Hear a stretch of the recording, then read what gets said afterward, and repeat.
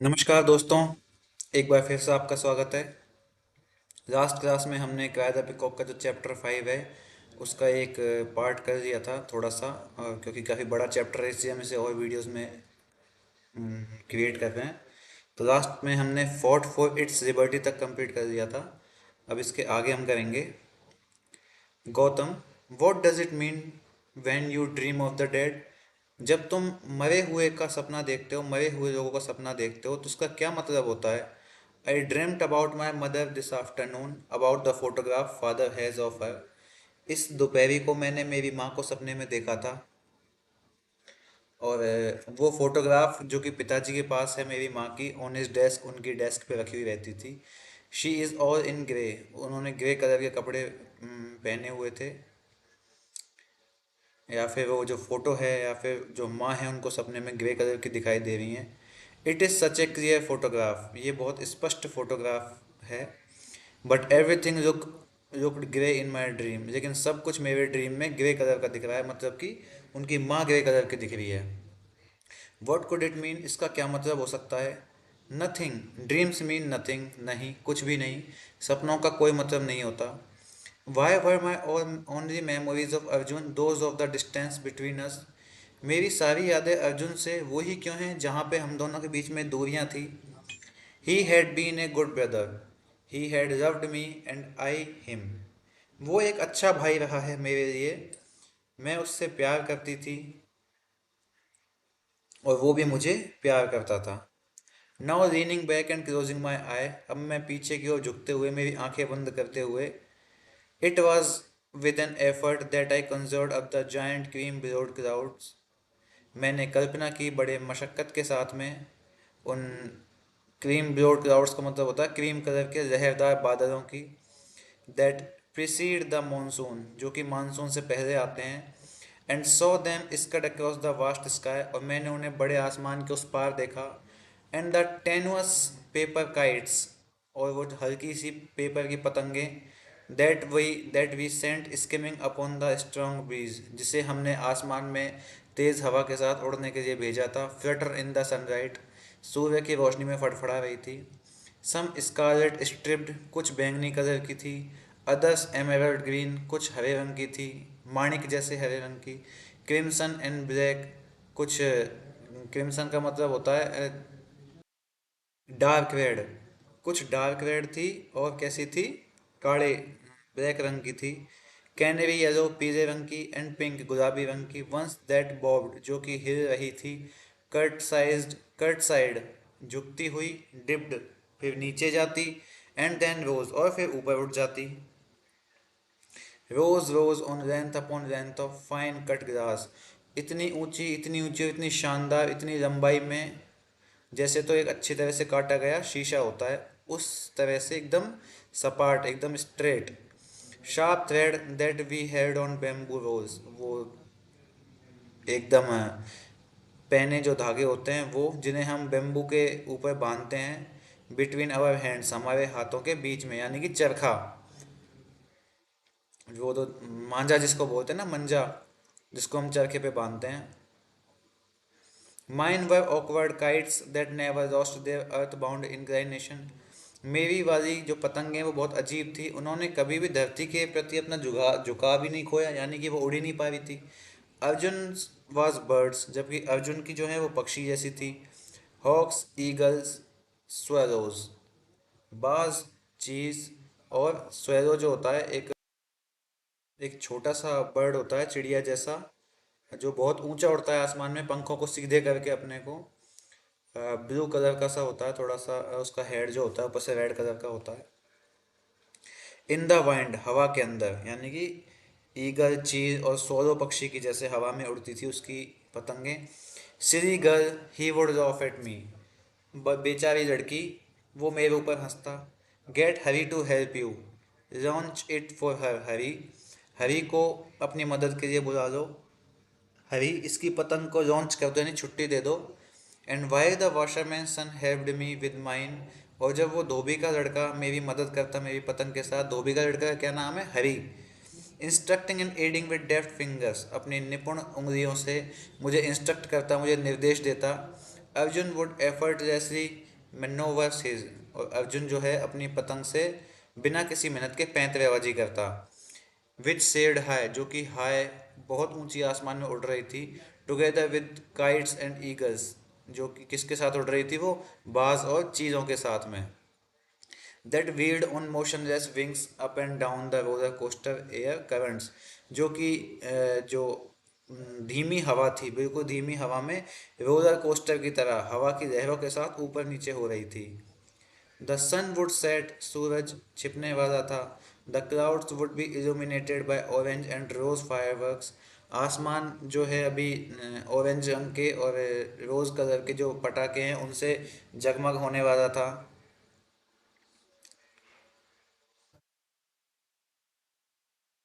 That exploded with in them, जो कि आसमान जो है वो एक्सप्लोडेड विद इन देम यानी उनसे भर जाता। And the trees would turn to black silhouettes that stayed with the murmurs of evening birds, और जो पेड़ हैं वो उन काले छाया चित्रों की हलचल से भर गए थे। किससे? With the murmurs of evening birds, शाम के पक्षियों की चहचहाट से। Art you even bringing your down, क्या तुम अपनी पतंग को नीचे नहीं नहीं जाओगे? आई वुड आस्क, मैं पूछती। स्विंगिंग बेयर मॉस्किटो बिटन रैक्स, अकेली खड़ी हुई। मॉस्किटो बिटन रैक्स यानी कि उसके पैरों को मच्छर ने खा लिया, मच्छर खा गए थे। और द पैरापेट, दीवार के पास में। For my arms were tired and the back of my neck ached, क्योंकि मेरे हाथ थक चुके थे और मेरी गर्दन के पीछे हिस्से में दर्द हो रहा था। इन ए लिटिल वाइल, थोड़ी देर में, ही वुड रिप्लाई, वो उत्तर देता। As he fought battles with kites flown from other roofs and brought them down, जबकि उत्तर देता किस समय? जब वो दूसरी पतंगों से आसमान में लड़ रहा था, दूसरी छतों से उड़ रही थी जो, और उनको नीचे लेके आ रहा था यानी काट रहा था। वन आफ्टर द अदर, एक के बाद एक, cutting their threads with his kites, अपनी पतंग से उनकी धागों को काटता हुआ। So that they quivered like wounded birds, जिससे वो ऐसे झटपटा जाते जैसे कि एक घायल पक्षी हो। And then drifted to earth, और फिर धरती की ओर बढ़ चलते यानी कि गिर पड़ती पतंगे। Turning slowly over and over, धीरे धीरे। Giving the children waiting in the gardens, उन बच्चों को मिल जाती है वो जो गार्डन्स में एंड स्ट्रीट्स में इंतज़ार कर रहे थे बिलो, नीचे की ओर। Time to make a mad scramble towards the spot, और उस जगह भागने के लिए संघर्ष करते। Where they thought they would come to rest, जहाँ पे उन्हें लगता कि वो पतंगे आकर गिरेंगी। But Arjun could never have enough, and in the twilight my old Aya would come toiling up the stairs complaining of her rheumatic aches to fetch me for my bath। लेकिन अर्जुन तो कभी पूरा ही नहीं पड़ता, यानी कि अर्जुन को इतना शौक था पतंगबाजी का कि उसका मन ही नहीं भरता। और शाम के समय मेरी बूढ़ी अय्या आई जो थी वो मेहनत करके सीढ़ियों से ऊपर आ जाती, अपने गठिया के बारे में शिकायत करते हुए, यानी कि बड़बड़ाते हुए चलता है ना इंसान कि हाय राम, मेरे तो गठिया ने मार दिया। इस तरीके से इतनी मेहनत करके मेरी आई जो है वो ऊपर चढ़ के आती ताकि वो मुझे ले जा सके नहलाने के लिए। इमेजिन हैविंग एन आया एट योर एज, कल्पना करो, सोचो कि तुम्हारी एज पर कोई आई हो तुम्हारे पास। अर्जुन वुड नॉट, अर्जुन खर्राटे देकर हंसता। Does she bathe you too, क्या वो तुमको भी नहलाती है? Of course she left later soon after, और क्या, तो पहले भी और उसके बाद भी। And Arjun would remain on the roof to smoke a cigarette with Hari, और अर्जुन जो है वो छत पे ही रुक जाता हरी के साथ सिगरेट पीने के लिए। And talk of the football matches they went to see together, और उन फुटबॉल मैच के बारे में बात करने जिसको कि वो साथ में देखने गए थे। Why had it been so easy to forget, आखिर भूलना इतना आसान क्यों होता है? Dear Maya, for the first time in his life he wrote, और in any manner addressed those words to me, अरे माया, प्यारी माया, पहली बार उसने अपनी ज़िंदगी में कुछ लिखा है और किसी भी तरीके से वो शब्द उसने एड्रेस दोज वर्ड, वो वर्ड समर्पित किए हैं, उन वर्डों से इंगित किया है मुझे। डियर माया, माया कह रही है इस बात को कि जिंदगी में पहली बार उसने मुझे लिखा है और इतने अच्छे तरीके से उसने मुझे एड्रेस किया है डियर कह के। Dear Maya, dear sister, dear small stupid silly sister, it's sad, प्यारी माया, प्यारी बहन, प्यारी मेरी छोटी सी नन्ही सी पगली सी बहन। इट्स सैड, वो उसमें लिखा हुआ था लेटर में। I heard you are married, मैंने सुना है कि तुम्हारी शादी हो गई है। Impossible to believe yet it was, हालांकि विश्वास करना नामुमकिन है फिर भी ऐसा है तो सही।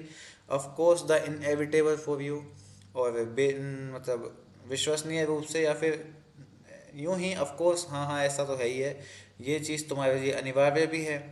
And I am sure you are very, फिर वो रुक गया। और मैं निश्चित हूँ कि तुम बहुत ही, फिर वहाँ पे स्टॉप आ गया है। स्ट्रेंज अर्जुन, स्ट्रेंज ब्रदर, अजनबी अर्जुन, अजनबी भाई। That astringency that had always given an edge, उस तीखापन ने हमेशा धार दी है। टू हिज लो वॉइस, उसकी धीमी आवाज़ को। It clung to the written words, ये इन लिखे हुए शब्दों से भी चिपकी हुई है। द टार्टनेस, द अरूफनेस इन दैम, उन शब्दों के अंदर की कठोरता और अलगाव। I heard his voice again, मैंने दोबारा से उसकी आवाज़ सुनी। लो, स्विफ्ट एंड अर्जेंट, धीमी, तीव्र और त्वरित। व्हेन ही वॉज सीरियस, जब वो सीरियस होता। And carelessly soft when he was not, और केयरलेसली यानी कि बिना किसी परवाह के बेपरवाह रूप से कोमल होता, जो कि वो नहीं होता। एज दो it did not matter whether you heard him और नॉट, तो उसे फर्क नहीं पड़ता कि तुमने उसे सुना है या नहीं। There was a river strength in his words that no dam could ever halted, उसके शब्दों में नदी जैसी ताकत थी जिसे कोई भी बांध नहीं रोक सकता था। They would simply leap over and away, वो आसानी से उसे पार कर जाती और निकल जाती। क्या उसके बातों की धाराएं जो हैं वो, they are high quick waves glistening, और उनकी ऊंची त्वरित वेव्स जो हैं, धाराएं जो हैं चमक उठती लहरें। The letters rose high as the kites he had flown, वो जो शब्द हैं वो और ऊंचे उठ रहे थे जैसे तो उसकी पक्षी वो पतंग उड़ती थी। एंड स्ट्रेट, और बिल्कुल सीधे। And then flowed and almost indecipherably, और फिर इतने ऊंचे उड़े लगभग जो कि अस्पष्ट ही दिखाई दे रहे थे उसके लिए, माया के लिए। How different from father's writing, मेरे पिताजी के लेखन से कितना अलग है ये। But he had been different in every way, लेकिन वो तो हर चीज़ में पिताजी से अलग था। The sentimental urge of the bourgeois to sit down and write to you, वो भावनात्मक इच्छा पूंजीपतियों की, बैठ जाओ जो तुम्हें लिखने की। माई फर्स्ट लेटर होम, मेरा पहला जो चिट्ठी थी घर भेजने के लिए, वो चीज़ है। यानी कि ये जो द सेंटिमेंटल से होम तक है ना, ये लेटर पढ़ रही है वो माया, ये वाला जो लाइन है। एवरी वे तक तो उसके मन की भावना है, द सेंटिमेंटल से लेकर होम तक ये लेटर है। कि वो भावनात्मक इच्छा, तुम जैसे मतलब तुम्हारे पूंजीपति परिवार को लिखने की, मैं मतलब बैठकर तुम्हारे पूंजीपति परिवार को लिखने की, मेरा घर के लिए भेजा गया पहला पत्र। स्ट्रेंज वर्ड्स, बहुत अजनबी शब्द हैं ये। एज दो दे केम फ्रॉम गौतम सिनिकर टंग, ऐसा लग रहा था जैसे वो गौतम की व्यंग्यात्मक जीभ से आए थे, जुबान से आए थे। नॉट फ्रॉम माई फादर सन, ना कि मेरे पिताजी के बेटे के से। And what was the urge that made him right this, और आखिर वो क्या इच्छा थी जिसने उसे ये लिखने पर विवश किया। नॉट सेंटिमेंट, नो, भावनाएं तो बिल्कुल भी नहीं। It disturbs me to think of you living still as you did when you were 10 years old, ये मुझे बहुत परेशान करता है ये सोचना तुम्हारे जीवन जीने के बारे में, जैसा कि तुम 10 साल की थी तब जीती थी। यानी कि उसे परेशान हो रही है इस चीज़ को सोचकर, कहीं तुम अभी भी ऐसे ही तो नहीं जीती जैसे तुम 10 साल की थी तब जीती थी। In father's world of drinks at the club, पिताजी की उस दुनिया में जिसमें क्लब्स के अंदर वो पिया करते थे। Parties on the lawn, lawn के ऊपर parties, badminton, flowers and poetry, फूल और कविताएं। क्या तुम अभी भी उसी दुनिया में जी रही हो क्या? This was not to be understood, इसे समझा नहीं जाना चाहिए था। Here I work with my hands in a canning factory, यहाँ मैं अपने हाथों से एक डिब्बा बनाने वाली फैक्ट्री में काम करता हूँ। I am not paid much yet, मुझे बहुत ज़्यादा पैसा नहीं मिलता है फिर भी। And it is sometimes a problem to make ends meet, लेकिन फिर भी कभी कभी गुजारा चलाने के लिए ये बहुत परेशानीदायक होता है, यानी कि बहुत कम तनख्वाह मिलती है उसको। But I find it exhilarating, लेकिन मुझे ये उत्साहवर्धक लगता है। And it is clearer than ever to me that life, और ये मेरे लिए जीवन में हमेशा से कहीं ज़्यादा स्पष्ट है। No matter how elegantly lived, कोई फर्क नहीं पड़ता कि हम कितना सुंदरतापूर्ण रूप से जिए। Is meaningless when it is lived for nothing but once on pleasure, वो निरर्थक है जब इंसान जीता है किसी और चीज़ के लिए नहीं, बल्कि अपनी खुशी के लिए। यानी कि अब उसे समझ आ रही है ये चीज़, किसको? माया के भाई को कि अपने लिए जीने में कोई अर्थ नहीं है, कोई सेंस नहीं है इस चीज़ में। Why write this to me, तो ये उसने मुझे क्यों लिखा है। आफ्टर ऑल दीज ईयर, इन सब सालों के बाद में, इतने सालों के बाद में। In this first letter home there was nothing but denunciation of the sweet, prosperous, joyous life to which he had been born and which he had turned his back on to sail into a canning factory। अपने घर को भेजे गए उसके पहले letter में, जिसमें निंदा और सिर्फ निंदा के अलावा कुछ नहीं था, वो भी उस जिंदगी के लिए जो कि बहुत स्वीट थी, समृद्ध थी, आनंदपूर्ण थी, जिसमें उसका जन्म हुआ था और जिससे उसने पीठ फेर दी थी, क्योंकि वो एक फैक्ट्री में, एक डब्बे बनाने वाली फैक्ट्री में काम करने के लिए। What is the matter Arjun, क्या बात हो गई Arjun. Is this not good enough for you, क्या ये तुम्हारे लिए ठीक नहीं है। अब वो सोच रही है मन में। फादर आस्क्ड वंस, पिताजी ने एक बार पूछा था। Coming as close to a blaze of anger as he ever did, एक गुस्से की झंझनाहट में आते हुए जैसा कि वो हमेशा करते थे। Frozen anger like frost bite, बर्फ की तरह जमा हुआ गुस्सा। What do you go into those slums for, आखिर तुम उन गंदी गलियों में या उन गंदी कॉलोनियों में क्यों जाते हो। What do you need to consort with butcher's sons, आखिर तुम्हें कसाइयों से बात करने से क्या प्राप्त होता है, क्या आवश्यकता है तुम्हारी उनसे बात करने की। I have sent you to the finest college where you can make worthy friends and you turn to city loafers, मैंने तुम्हें सबसे अच्छे कॉलेज में भेजा था जहाँ पर तुम योग्य मित्र बना सकते थे, पर तुम तो उन सिटी लोफर्स के दोस्त बन गए। Haven't I found suitable friends for you, क्या मैंने तुम्हारे लिए अच्छे दोस्त नहीं ढूंढे। Mohammad is my friend and Hari, Mohammad मेरा दोस्त है और हरी भी। हरी, हरी, हु इज़ ही, ये कौन है। Suspiciously rattling the newspaper and my eyes grew large, संदेहास्पद रूप से उन्होंने न्यूज़पेपर को खड़खड़ाते हुए कहा और मेरी आंखें बड़ी हो गई। As I hid behind a vase of point सेटियर्स, और मैं एक फ्लावर वेस जो होता है, पॉइंट सेटियर एक तरह का फूल का प्रकार है एक। मैं एक पॉइंट सेटियास फूल का जो वेस था उसके पीछे छुप गई। तो लिसन फ्राइटनली, डरते डरते सुनने के लिए। He lives here on your compound and you don't know him, वो यहीं रहता है तुम्हारे कंपाउंड में और तुम उसे नहीं जानते। Yes, on that occasion voices have been raised, ऐसे मौक़ों पर अक्सर आवाज़ ऊंची हो ही जाती है। Bitterness had burst out of its poison sac, जो कड़वाहट थी वो एक जहरीली थैली के रूप में फट पड़ी। द धोबी सन, धोबी का बेटा। You are not permitted to play with the servants और their childrens, you know that, तुम जानते हो कि तुम्हें उन नौकरों और उनके बच्चों के साथ खेलने की अनुमति नहीं है। I have explained to you it is not fair to them, मैंने तुम्हें कई बार समझाया कि ये उनके लिए उचित नहीं है, उनके साथ न्याय नहीं है।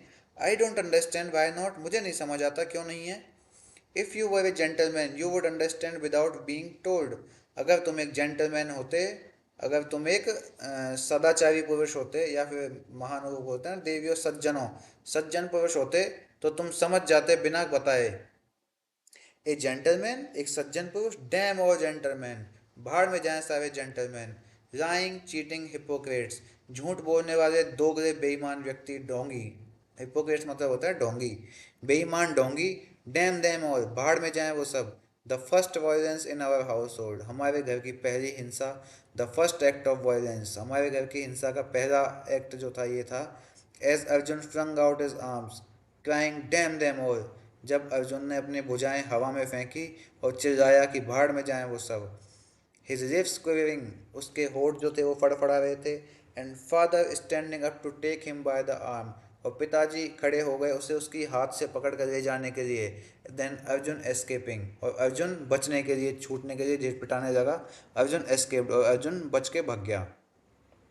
How I used to try and persuade you to run away, कैसे मैं कोशिश करती थी तुम्हें मनाने की थी कि तुम भाग जाओ। वेन वी वर चिल्ड्रन, जब हम बच्चे थे। Even the site of the basket with its load of match sticks, यहाँ तक कि बास्केट का वो दृश्य जिसमें मैच स्टिक्स भरी होती थी। And bread for the journey, और यात्रा के लिए ब्रेड भरी होती थी। वुडंट परसुएड यू, वो भी तुम्हें नहीं मना पाई थी। But to me it was stifling false, लेकिन मेरे लिए वो दम घोंटू था, झूठा था। I live now not comfortably, not prosperously, but I work hard and I know that work has meaning. फिर से वो चिट्ठी पढ़ रही है।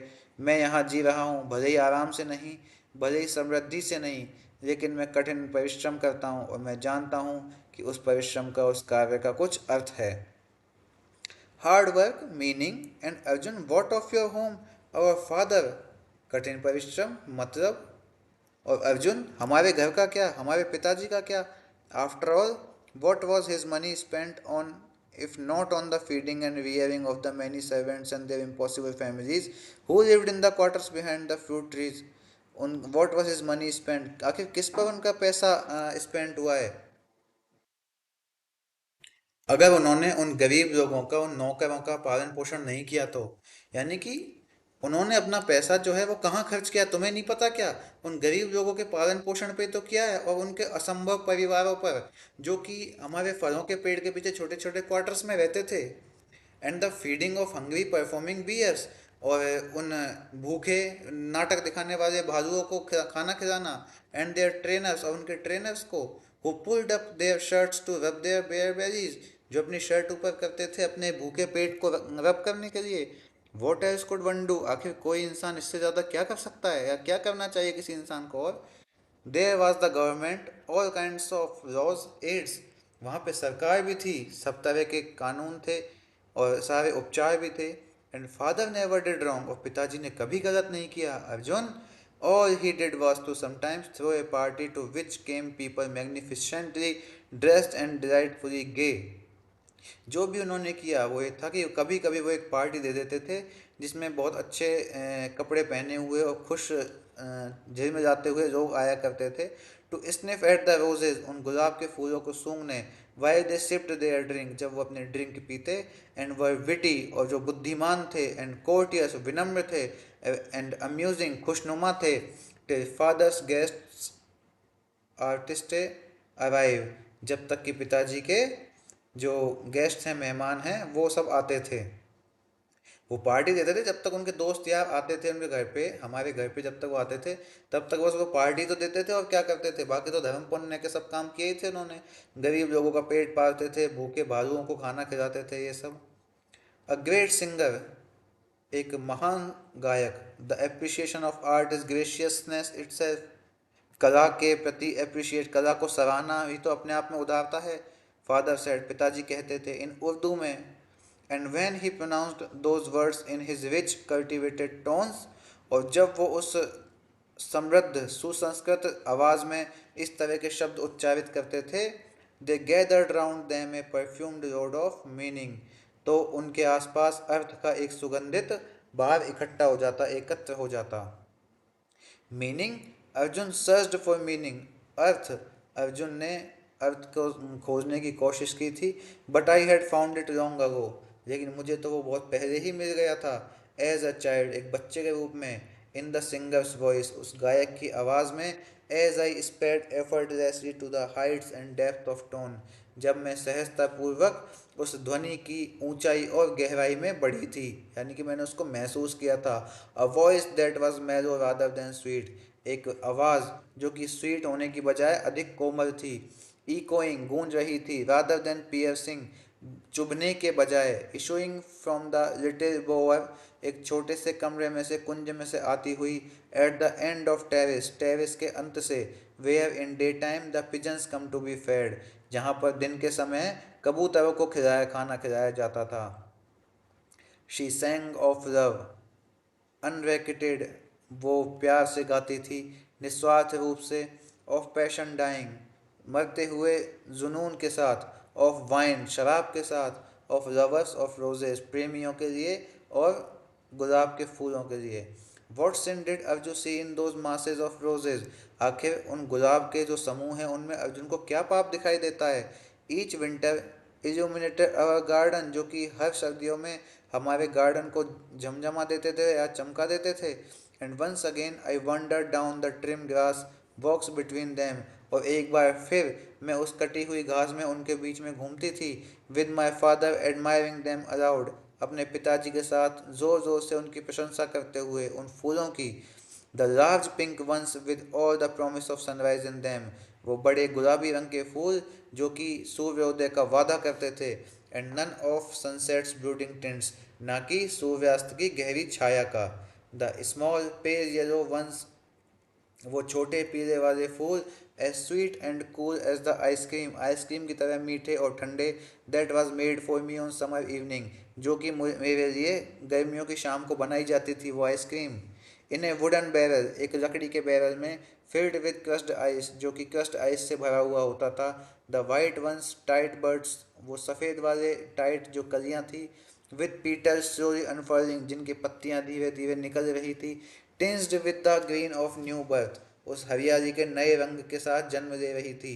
And best of all the red ones, और उन सब में सबसे अच्छा वो लाल वाली, सो डीपली रेड, इतनी गहरी लाल, that they seemed black at their hearts, जो कि अपने हृदय से लगभग काली ही दिखाई देती थी, विकडली दुष्ट रूप से, रेविशिंगली ब्लैक बेहद काली। And father's silver scissors snipping off the dead heads, और पिताजी की वो सिल्वर कलर की जो कैंची थी, वो उनके मरे हुए सिर को काटती थी, यानी कि जो फूल मुरझा जाते थे ना, जो मरे हुए फूल होते थे उनको काट देते थे। Pointing out to me a bird of glorious peach colour, मुझे इशारा करते हुए एक चमकती हुई पीच कलर की कली की ओर, और a smile Honey sucker flitting over the beds, और एक छोटी सी स्मॉल मधुमक्खी की तरफ जो कि कलियों के ऊपर उड़ रही थी, उसकी तरफ पिताजी इशारा करते थे। Surely no worm gnawed at their new roots, no canker at their hearts. निश्चित ही कोई भी जो कीड़ा है वो उनकी जड़ों को नहीं खा रहा था, यानी कि कोई भी दीमक नहीं लगी थी। No canker at their hearts, उनके हृदयों में कोई घाव नहीं था। वेयर वॉज देयर सिन, आखिर उनका पाप कहाँ था। Where did you find their sin, आखिर तुम्हें उनका पाप कहाँ दिखाई दिया। The stagnant dregs of a sentimentalism, वो भावुकतावाद का वो स्थिर अवशेष, available only to the decadent, केवल पतनशील लोगों के लिए ही होता है। Who had said that, Arjun, Gautam, ये किसने कहा था, अर्जुन ने, गौतम ने। जबकि हम तो जानते हैं भाई ये चीज़ जो है वो गौतम ने कही थी कि भावुकतावाद के जो स्थिर स्थिर अवशेष होते हैं वो पतनशील लोगों के होते हैं। जब माया उससे इमोशनल बात करने वाली थी तब अर्जुन बहुत गौतम ने कही थी ना ये बात, कि भावुक वो लोग होते हैं जो पतनशील होते हैं। It could have been either, दोनों में से कोई भी हो सकता है। No, it must have been Gautam who alone used words as pebbles to strike with, not as Arjun did. नहीं, ये तो पक्का गौतम ही होगा जो अकेला ही इस तरह के कंकड़ से प्रहार करने वाले शब्दों का इस्तेमाल करता है। नॉट एज अर्जुन डिड, ना कि जैसा अर्जुन करता था वैसा। और अर्जुन कैसा करता था, dry faggots to light fire with, उन सूखी लकड़ियों से आग जलाता था। Capable of seeing nothing but illusion, कुछ भी देखने के योग्य नहीं, केवल भ्रम। Imagining them to be real, सिर्फ कल्पना करता था उनके वास्तविक होने की। Fairies in the rose buds, फूलों की कलियों में परियों की। The lash of my whip, मेरे हंटर की मार, चाबुक की मार। Neither of them had seen rose birds where they wandered, उनमें से किसी ने भी वो फूलों की कलियां नहीं देखी थी जहां वो घूमते थे। बट देन, लेकिन फिर, दे नेवर वॉन्डर्ड, वो कभी भी घूमे ही नहीं थे। They always walked with purpose, वो हमेशा उद्देश्यों से घूमते थे। Where are you going Arjun, तुम कहाँ जा रहे हो Arjun. Oh, just for a walk, बस घूमने, एक वॉक के लिए। But that was not true, वो सच नहीं था। For he walked swiftly and straight down the street to visit his friend, क्योंकि वो तेजी से वहां से निकल जाता और सीधा उन गलियों में जाता अपने दोस्तों से मिलने, और टू द लाइब्रेरी, या फिर पुस्तकालय। Later he walked in processions, बाद में वो फिर जुलूस में घूमने लगा। कैरिंग बैनर्स, बैनर्स को पकड़े, that had slogans painted on them, जिनके ऊपर स्लोगन्स लिखे हुए थे। In red, shouting with white lips, red colour में लिखे हुए थे स्लोगन्स, और जो कि कहते थे, जो कि वो चिल्लाता था विद वाइट लिप्स, उन सफ़ेद होठों से। स्कफलिंग थ्रू डस्ट परस्पायरिंग, उस धूल मिट्टी में घिसटते हुए, पसीने से लथपथ। Quit India, Quit India, the banners had read, उन बैनर्स पे लिखा होता। And they had paraded around Government House, और उनके साथ में परेड की जाती है गवर्नमेंट हाउस के पास में, जो सरकारी कर्मचारी होते हैं, या फिर जो सरकार के अधिकारी होते हैं ना, उनके घरों के आसपास उनको लेकर उन बैनर्स के साथ में परेड की जाती। आउटसाइड द कोर्ट्स, कोर्ट के बाहर। His name had appeared in the papers, उसका नाम न्यूज़पेपर्स में दिखाई देता। एंड फादर सॉ इट, और पिताजी ने उसे देख लिया था। And his lips too went white, और उनके होठ भी सफ़ेद हो गए। And he had got up from the table where the three of us sat together, और वो उस टेबल से उठ खड़े हुए जहाँ पे हम तीनों साथ बैठे थे, conscious only of the sticking plaster on Arjun's forehead. इस बात से चेतन सिर्फ उस चिपकते हुए प्लास्टर से जो कि अर्जुन के माथे पर लगा हुआ था, and not of the T cups, ना कि टी कप्स के लिए। And he left the room without a word, और उन्होंने बिना एक भी शब्द कहे कमरे को छोड़ दिया, यानी कमरे से बाहर निकल गए। अब अर्जुन के माथे पर प्लास्टर लगा हुआ है, इस बात का पिताजी को पता है। हो सकता है उसको चोट लग गई हो, कोई पत्थर लग गया हो, इसलिए प्लास्टर लग गया होगा। And then Arjun had left, और फिर अर्जुन भी चला गया। And we had never seen him again, और फिर हमने उसे कभी नहीं देखा। And never spoken of him again and nearly forgotten him, ना ही कभी उसके बारे में बात की और उसे लगभग भूल ही गए थे। टू रिटर्न वन डे, एक दिन वापसी के लिए। Without roots one can not go to any height, बिना जड़ों के कोई भी ऊंचाई पर नहीं पहुंच सकता। Is what I tell to my negro friend, यही मैं अपने नीग्रो दोस्तों को बताती हूँ। Trying to persuade them to return to Africa, उनको मनाने के लिए कि वो अपने देश अफ्रीका लौट जाएं। मोर यूजफुल देयर, वहाँ पे ज़्यादा अच्छा रहेगा। माई प्लान्स, मेरे प्लान। हिज प्लान्स, उसके plan.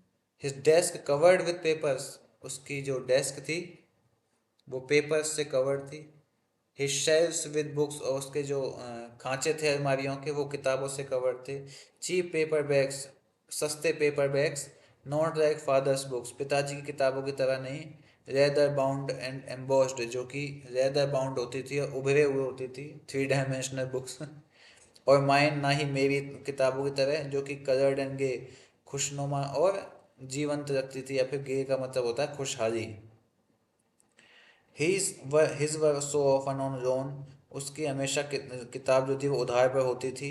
That they were grimy टेटेड and heavily marked and scored, जो कि बहुत गंदी कटी फटी और उनमें बहुत ज़्यादा मार्क किया हुआ होता, लिखा हुआ होता था। How badly you handle your books, I would sniff, knowing from father that this was a cardinal sin. तुम अपनी किताबों को कितने बुरे तरीके से रखते हो, मैं कहती, ये जानते हुए कि पिताजी जो हैं, that this was a cardinal sin, कि पिताजी की तरफ से ऐसा वो थी, इस तरह का वक्तव्य आता कि ये तो एक बहुत बड़ा पाप है। And being my self the professor of Ivory book marks, और अपने आप को, जो कि मैं एक हाथी दांत के बुक मार्क्स का प्रोफेसर हूँ। सैंडलवुड बुक स्टैंड्स, यानी कि बुक मार्क्स मतलब हाथी दांत के book marks. The being my self, यानी कि मैं हूँ, कौन है, माया के पिताजी। क्या है, द प्रोफेसर, प्रोफेसर हैं हाथी दांत के किताबों के जो मार्क्स हैं, बुक बुक के जो मार्क्स हैं उनके। सैंडलवुड बुक स्टैंड, उस सैंडलवुड का मतलब होता है चंदन की लकड़ी की अलमारी। टैगोर, कीट्स, शेले। इसको याद रखिएगा कि अनीता देसाई की किताब क्राय द पिकॉक में किन किन महान राइटर्स का जिक्र किया गया है। तो टैगोर का किया गया है, कीट्स का किया गया है और शैले का किया गया है। रविंद्रनाथ टैगोर और जॉन कीट्स और पीबी शैले, पर्सी बायशी शैले। तो उसके पिताजी क्या कहते हैं कि मैं जो प्रोफेसर हूँ हाथी दांत के बुक मार्क्स का, चंदन के बुक स्टैंड्स का, Tagore, Keats, Shelley, Little Women, बेचारी लड़की, the Panchatantra and the Arabian Nights, वो पंचतंत्र और अरेबियन नाइट्स, और इन इलस्ट्रेटेड वॉल्यूम्स, वो सभी जो चित्रित वॉल्यूम्स में से हैं। I don't just look at them, और मैं तो उनकी ओर देखती भी नहीं। आई रीड दैम, मैं उन्हें पढ़ती हूँ। ही वुड से पॉइंटेडली, मैं उन्हें पढ़ता हूँ। वो इशारा करते हुए कहते। कौन कहता है इस बात को? मैं उन्हें देखता नहीं हूँ, मैं उन्हें पढ़ता हूँ, इस बात को कहता है Arjun. He did late into the night shut away from us, तो रात में देर से वो हमसे, हमारी तो मतलब दरवाजे बंद कर देता था। And now his brown fingers worked on cans of beef and pork and cabbage, और अब उसकी भूरी उंगलियां जो हैं बीफ के, पोर्क के और जो कैबेज के कैन हैं उनके ऊपर काम करती, मतलब वो खाता रहता है रात को। His white lips, his brown fingers, उसके सफ़ेद होठ, उसकी भूरी उंगलियां, शट अवे फ्रॉम अस, हमसे दूर हो जाती।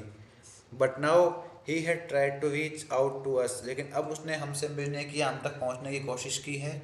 After all choosing me from his past, अपने अतीत में से मुझे चुनते हुए, एंड हाफ फॉरगॉटन वर्ल्ड, और आधे भुला दिए गए संसार से, the damned one of the flowers and garden parties, वो व्यक्ति जो कि फूलों पर और गार्डन की पार्टीज पर धिक्कार करता था। डैम देम, धिक्कार है, डैम देम, और उन सभी पर धिक्कार है। ही हैड क्राइड, वो चिल्लाता। Had now he wrote with cynicism, क्या उसने अब निराशावादिता से लिखा है। हैव यू चेंज्ड, क्या तुम बदल गए हो। One must move away, quite away from one's crib and swaddling clothes, हर इंसान को आगे बढ़ना चाहिए अपने खटोले से और अपने बच्चे लपेटने के जो कपड़े होते हैं उनसे, यानी कि हर इंसान को अपने बचपन से आगे बढ़ना चाहिए। They play pen at home, वो घर के आंगन में रहते खेलते। नॉट विदाउट डेंजर्स, बिना किसी खतरे के।